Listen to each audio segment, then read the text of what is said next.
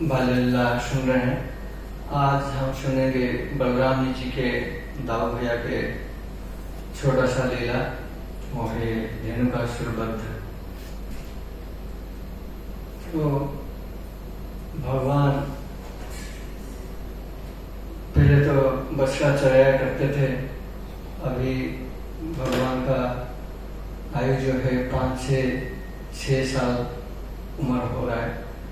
तो इस समय जो ब्रज के गोप हैं वो सोच रहे हैं अभी कृष्ण को गया जो है वो चराने का अवसर देना चाहिए। तो सब सखा लोग जाते हैं नंद महाराज से और उनके माता से प्रार्थना करते हैं और बोलते हैं कि अभी कृष्ण को और उनके सखा को गया चराने के लिए भेजना चाहिए। तो उस समय कृष्ण और सखा वो लोग तो बहुत खुश हो जाते हैं, मगर गया चराने का चराने से पहले कुछ नियम है उसको कराना। तो उसको बोलते हैं गोपाष्टमी। तो जब गोपाष्टमी होता है तो क्या करते हैं, गाय को अच्छा से स्नान कराया जाता है। स्नान करा के फिर उनको अच्छा से सजाया जाता है और कई वस्त्र पहना जाता है, कोई अलंकार वो सब दिया जाता है और गायों को बहुत अच्छा प्रसाद दिया जाता है, उनका अच्छा से पूजा किया जाता है। तो गोपाष्टमी उसी दिन है जिस दिन भगवान ने पहली बार गाय चराना शुरू किया था। तो भगवान और कृष्ण बलराम और उनके सखा ने गाय चराने के लिए वन में जाते हैं। जब जाते हैं उस टाइम बहुत गर्मी होता है। अभी सावन का महीना है, गर्मी होता है और गर्मी के टाइम पे उमस बहुत रहता है। तो नॉर्मली हम लोग पर उस टाइम तो कोई इलेक्ट्रिकल का साधन नहीं था और ब्रज में भी बहुत गर्मी हो रहा था, मगर जहाँ पे भगवान रहते हैं और भगवान के पार्षद रहते हैं तो प्रकृति ऐसा होता है, बहुत अच्छा मनोरम हो जाता है क्योंकि उधर गर्मी का जो प्रभाव उतना नहीं होता है। वृंदावन उसका सब व्यवस्था करते हैं। और इस महीने में भी जो सावन का महीने में है बोलते हैं हरियाली तीज बोलते हैं, जिसमें के जितना सारा गोपियां शादी करके दूसरा गांव में जाते हैं वो उनके मायके में आ जाते हैं, क्यों? भगवान का सेवा करने के लिए। और उस टाइम झूलन यात्रा होता है। झूलन यात्रा हमारा भी है 5 से 9 तारीख से 5 दिन का है झूलन यात्रा। तो सब लोग आते हैं उनका मायके में झूलन यात्रा और कृष्ण को भी झूलन में झुलाते हैं और खुद भी मजा लेते हैं। तो भगवान और कृष्ण बलराम और उनका सखा जाते हैं गया चराने के लिए। जब वन में जाते हैं तो वन में जो घास और वृक्ष लगता है वो बहुत खुश हो जाते हैं, क्यों? भगवान कृष्ण आए हैं चराने के लिए, गाय चराने के लिए, और वो चराचर और भुवन मंडल का वो क्या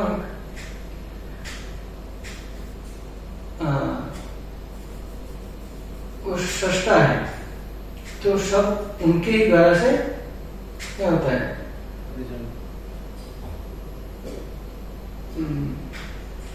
संचालित होता है। तो जितने सारा घास है वो बहुत नरम मुलायम हो जाते हैं, जितने सारा वृक्ष रहते हैं उसमें से फल फूल पूरा भर जाते हैं, और जो कुंड रहता है, सरोवर रहता है, उसमें अच्छा सा कमल जो है वो शोभायमान होता है।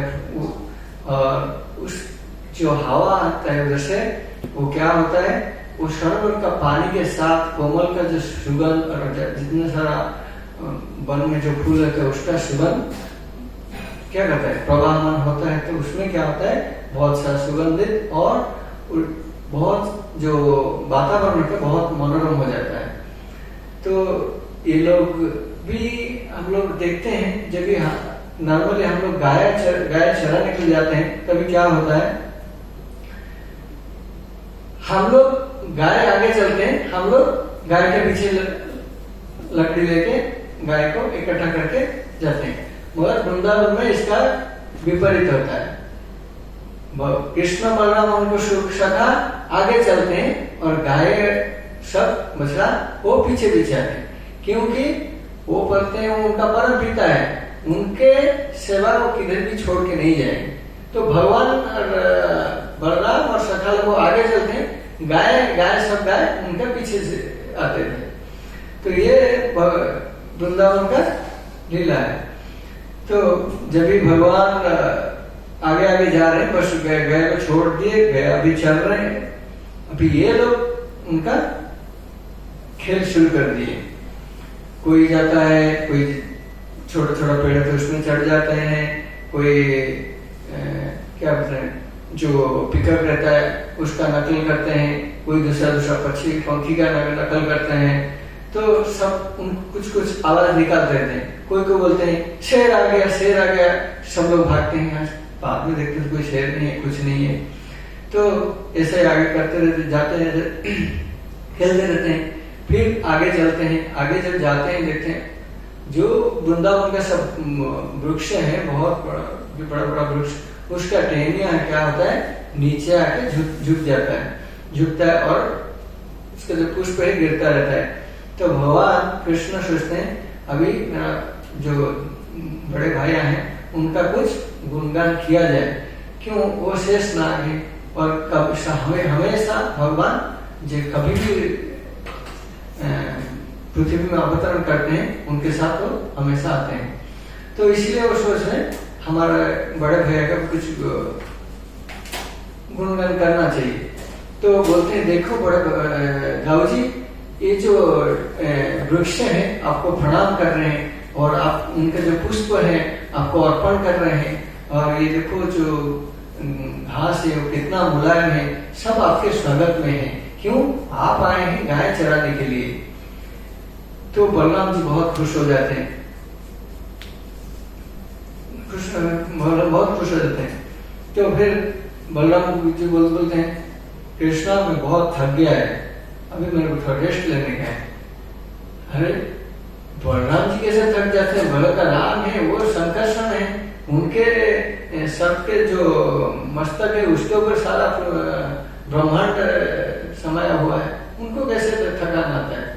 बोलते नहीं वो लीला करते हैं, अभी वो जब लीला करते हैं तभी जो सखा है उनको सेवा का मौका देते हैं। तो बलराम क्या करते हैं, जाके एक सखा के जो बोलते ठीक है दाऊ भैया आ जाओ आप सो जाइए, तो क्या करते हैं एक सखा के गोद में सो जाते हैं। तो दूसरा सखा लोग क्या करते हैं पैर दबाने लगते हैं, और कोई सखा जाता है पेड़ का जो पत्ता ला के चावल डुलाता है, और कोई आता है भगवान का सिर दबा देता है बलराम जी का, ऐसा करते हैं। फिर कृष्ण देखते हैं तो बलराम जी ऐसा सुख ले रहे हैं तो मेरे को भी लेने का है। फिर बोलते हैं मैं भी थक गया, मैं सोएगा। तो सब बाद में करते हैं, वो उनका सखा लोग क्या करते हैं अच्छा सा कोमल फ्लावर सब लाते हैं, फ्लावर का शयन के लिए जो बिस्तर रेडी करते हैं, और बोलते नहीं मैं इसमें नहीं सोएगा, दाऊ जी जैसा सोए हैं सखा के गोद में, मैं भी ऐसे गोद में सोएगा, मैं इसमें नीचे नहीं सोएगा, इसे फ्लावर जो पुष्प का शयन में नहीं सोएगा। तो फिर क्या करते, फिर गोप आता है बैठ जाता है उनका गोद में, वो भी लड़ जाते हैं। फिर उनको भी ऐसे ही उनका सेवा और लोग करते हैं। करते करते ऐसे समय बीत जाता है, पता ही नहीं चलता है, दोपहर हो गया, हमारे कृष्ण बलराम तो थक गए हैं, प्रसाद लेने के लिए भूल भी नहीं रहे। तो सखा लोग क्या सोचा, ठीक है हम जब तक हम लोग नहीं बोलेंगे भूख लगे तब तक ये लोग नहीं खाएं। क्यों, हमेशा वृंदावन में उल्टा रहता है, विपरीत रहता है। हम लोग कभी भूख लगता है तो बोलते चलो खाएंगे, भूख हम लोग खुद खाते हैं, मगर उन लोगों का चिंता है कृष्ण बलराम को भूख लग रहा है और वो बोलते नहीं है, उनके लिए जब तक हम लोग नहीं बोले तब तक वो खाएंगे नहीं। तो उसी समय बोलते हैं चलो भी भूख लग रहा भी खाएंगे। तब उसी टाइम सुदामा और तो स्तोत्र कृष्ण ने बोला, कृष्ण आपको पता है इधर अच्छा सा ताल बन है और उसमें अच्छा सा सुंदर ताल पका है और कहीं से बहुत सारा ताल जो है ना नीचे पड़ा हुआ है, मगर हम लोग नहीं खा सकते हैं। कृष्ण बोले क्यों? नहीं, उधर एक रेणुकासुर है, वो किसी को देता नहीं है, वो खाली जो भी है वो ये कंस के पास देता है और उसका वो मदिरा बना के पीता है और वो जो दाल बन है उसका जो रखवाल कोई धेनुकासुर करता है और उसका कोई साथी करता है और कोई भी उसको वो ताल का अभी तक चखा भी नहीं कैसा है, व्रत में कोई भी नहीं चखा है।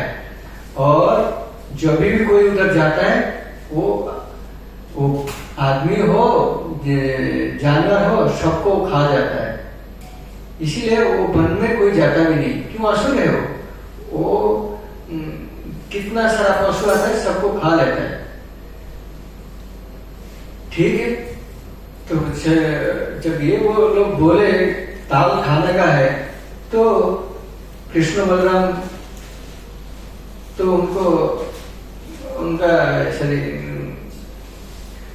मान रखने के लिए और उनको ताल का आस्वादन करने के लिए बोले ठीक है चलिए हम लोग वो तालबन में जाएंगे। तो भगवान कृष्ण सोचे कि अभी तक जितना सारा वध हुआ मैं किया, अभी जो ये धेनुकासुर का वध बलराम जी करेंगे, क्योंकि जितना सारा युद्ध हुआ, जितना सारा असुर को मारा भगवान कृष्ण ने मारा, खाली 2 असुर को बलराम जी ने मारा, एक परमासुर है और दूसरा धेनुकासुर, ये दोनों को बलराम जी मारे हैं। तो सब लोग आगे चलते हैं। धेनुकासुर तो जब तालबन के पास पहुंच गए तब सबको बताया बलराम जी का ताकत बहुत ज्यादा है। सब लोग बोलते हैं ना दाऊ जी के भैया कृष्ण करने यहाँ, तो बोलते हैं दाऊ जी अभी हम लोग को भूख लग रहा है, ताल चाहिए। तो दाऊ जी का ताकत ज्यादा है, वो जाते हैं एक ताल को जो वृक्ष है उसको जोर से हिलाते हैं, जो हिलाते हैं सब वो जो ताल जो पका हुआ ताल वो सब गिरता है, गिरने की वजह से साउंड आता है, इतना बड़ा वृक्ष है ना तो उसका साउंड आता है, साउंड आने से उसका जो सबसे धेनुकासुर को पता चल जाता है कुछ ना कुछ गड़बड़ है, क्योंकि तार गिरेगा तो 1-2 गिरना चाहिए, इतना जोर से साउंड आता है कि जो वृक्ष को हिलाएंगे तो उसका साउंड भी आता है ना, और एक ही टाइम पे इतना गिर रहा है, चलो देखते हैं क्या है। तो धेनुकासुर आके देखा तो बलराम जी क्या कर रहे हैं, ताल वृक्ष को हिला रहे और वृक्ष में, तो बहुत क्रोधित हो गया, दूर से क्या किया, बहुत जोर से खरसते आया बलराम जी को प्रहार करने के लिए।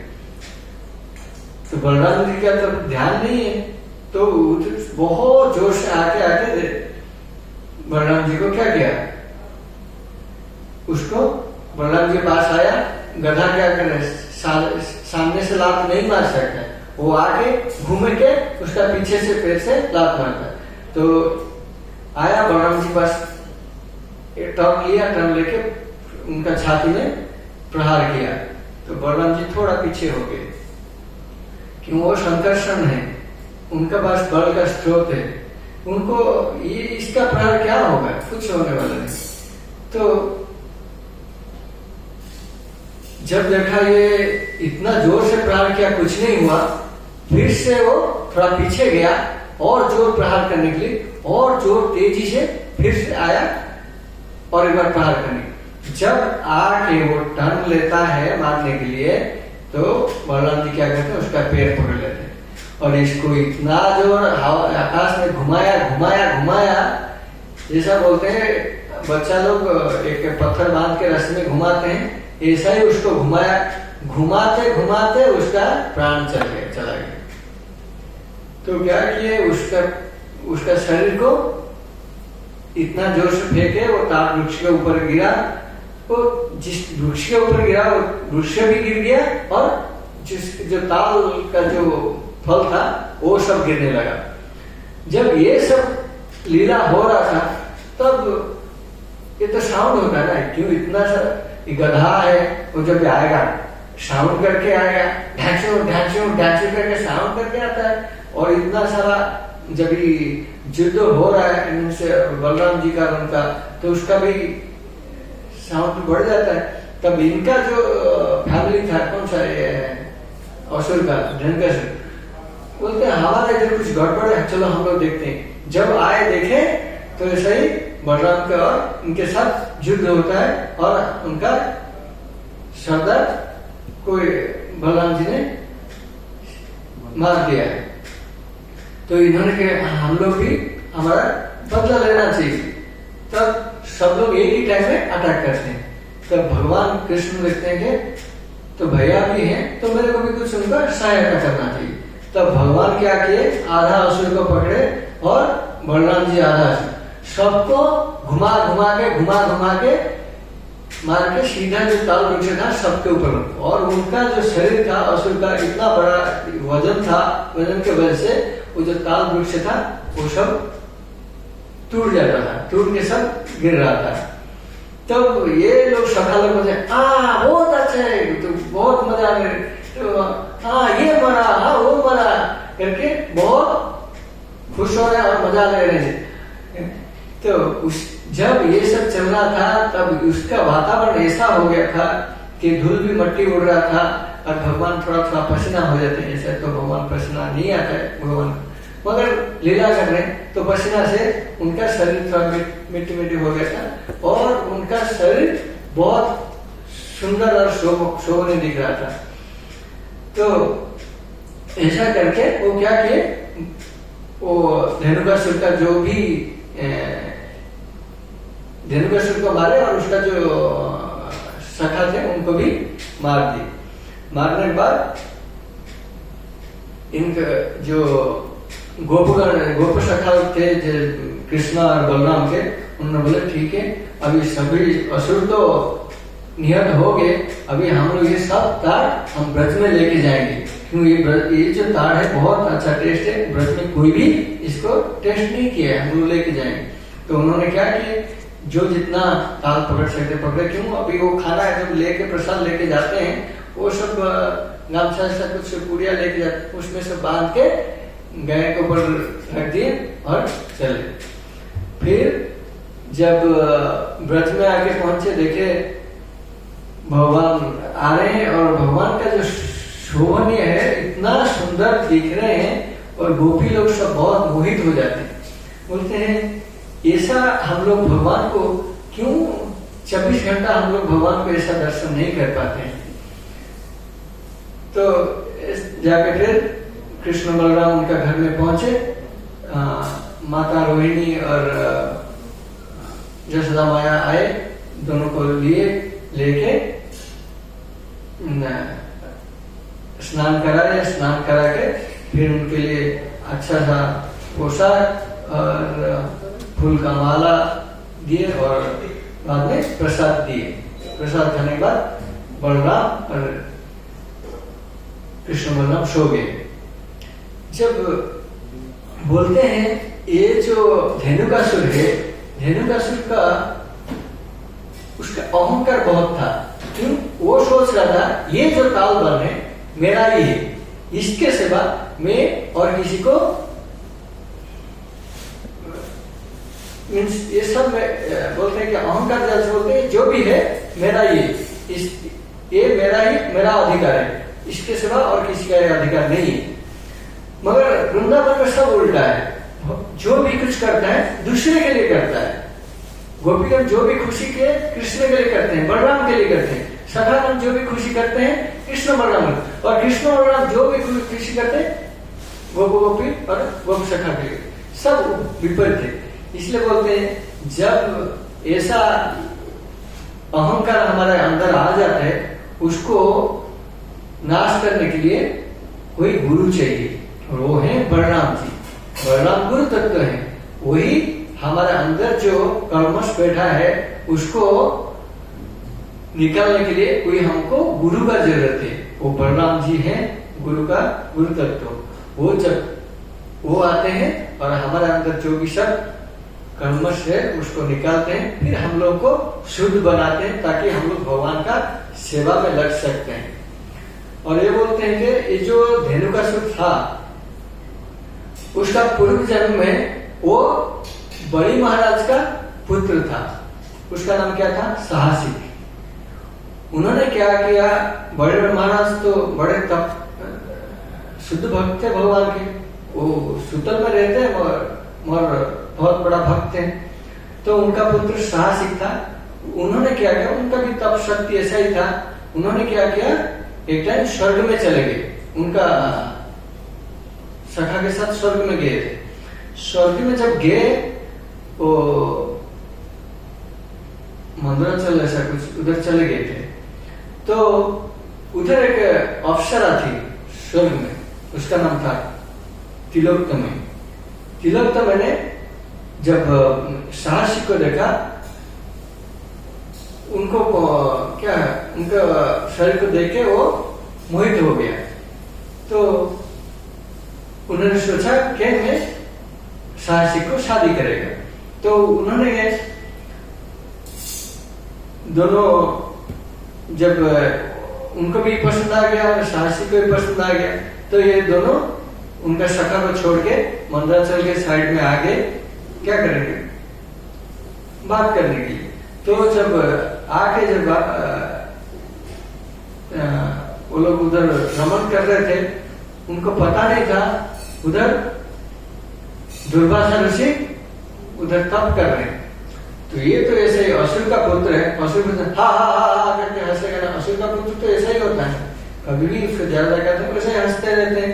और उन दोनों को पता नहीं है कि इधर दुर्वासा मुनि इधर तपस्या में लीन है। तो दुर्वासा मुनि बहुत गुस्सा हो गए, बोले तुम असुर का पुत्र हो, गधा जैसा हंसते हो, तुम पशु जन्म में जाओ। तुम अभी मैं तुमको श्राप देता हूं, तुम्हारा अगला जो जन्म है तुम क्या होगा, गधे का जन्म होगा। तो तिलोत्तमा को भी अभिशाप देते हैं, तुम एक अप्सरा हो, स्वर्ग से आए हो और इस असुर का पुत्र के साथ तुम संबंध बनाया, तुमको भी अभिशाप देता हूं, तुम भी असुर का घर में जाके पुत्र के हिसाब से क्या होगा, तुम्हारा जन्म होगा। तो ये लोग बहुत दुखी हो जाते हैं, क्योंकि वो भी जो साहसिक है वो भक्त बलि का ही बेटा है, ऐसा कुछ नॉर्मल नहीं है। तो बोलते हैं हे ऋषि महात्मा, मेरे को क्षमा करो, मैं काम वासना में मोहित हो गया और मेरे को पता नहीं चला, तो हम लोग को क्षमा करें। तो फिर तिलोत्तमा करें, हे द्विजश्रेष्ठ, मेरे को क्षमा करो, मैं हम लोग को गलती में काम पिपासा में आके ऐसा सब कर लिया और हम लोग को करना नहीं चाहिए। और इसके लिए हम लोग जो श्राप मिला है उससे हम लोग कैसे उद्धार मिलेगा, उसका कुछ बताइए। तो दुर्वासा मुनि बोले, मैं जो श्राप दे दिया वो कभी मिटने वाला नहीं है और उद्धार होगा तो कैसे होगा, बोले तुम जाके असुर कुल में धेनुकासुर बनेगा, तब आपको बलराम जी आके उद्धार करेंगे। तुम तो ऐसे ही असुर जन्म में हो, मगर जब आपको उद्धार करेंगे आप सीधा वैकुंठ धाम जाओगे। क्यों, वो तो बलि का पुत्र होके भी तो वो सूतल में था ना, पाताल नीचे ही था ना, वो कोई स्वर्ग नहीं है ना। वो बोले आपका मोक्ष हो जाएगा। और फिर तिलोत्तमा बोलते मैं क्या, वो बोलते तुम जाके बाणकासुर का पुत्री बनोगे। जब भगवान कृष्ण का पुत्र अभिमन्यु आएंगे, उनसे आपका शादी होगा, फिर आपका मोक्ष होगा, फिर आप वैकुंठ धाम जाएंगे। तो भगवान किसी को मारते हैं, किसी को यह करते हैं, तो उनका क्या होता है, हमेशा वैकुंठ धाम को ले जाते हैं। वो असुर होने दो और कोई भी होने दो, वो भगवान का आशीर्वाद से वो लोग आते हैं और भगवान का जो भी जिसको भी मारते हैं वो लोग सब वैकुंठ धाम को जाते हैं। आज के लिए इतना है। हरे कृष्ण भागवतम की जय।